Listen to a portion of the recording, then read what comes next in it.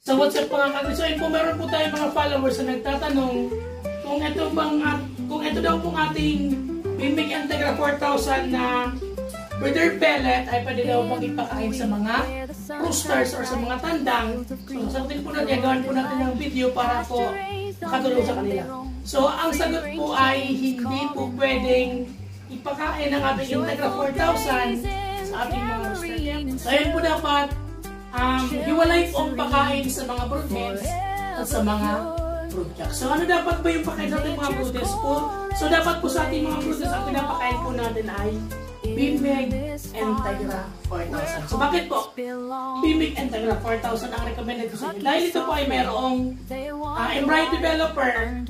Ibig sabihin kapag mayroong embryo developer, mataas po ang hatching rate at maganda po yung mga sisiw na ma-develop or mapipisa galing po sa mga breed natin manok. At meron din po itong immunoboosters, probiotics at organic selenium.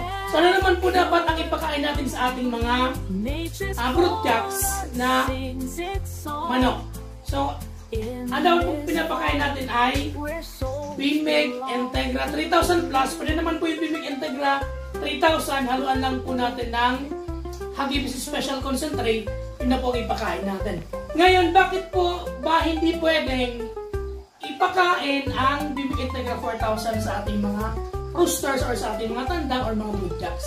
Dahil po mataas ang porsyento ng calcium na nasa Bimig Integra 4000. Kasi ito ay nagsusupport ng pag-form ng itlog ng mga manok. So hindi naman po kailangan ng mga roosters ang calcium kasi hindi naman po sila nangingitlog. Kapag po nasobrahan sa calcium ang ating mga manok or ang ating mga roosters, magkakasakit po sila. So pwede po silang magkasakit sa kidney, pwede magkaroon ng gout, at pwede pong mamatay yung ating mga roosters. So yun po. So yun mga kabisa na po na sagot po yung mga tanong nyo.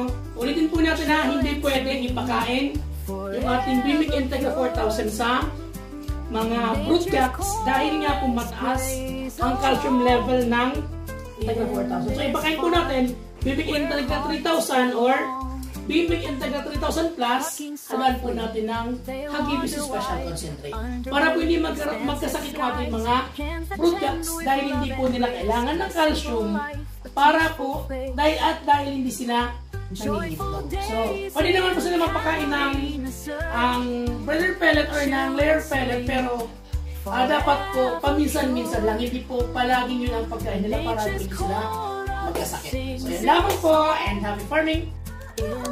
So and mga kakri, wag po natin kalimutang mag-heart, follow, share, and subscribe.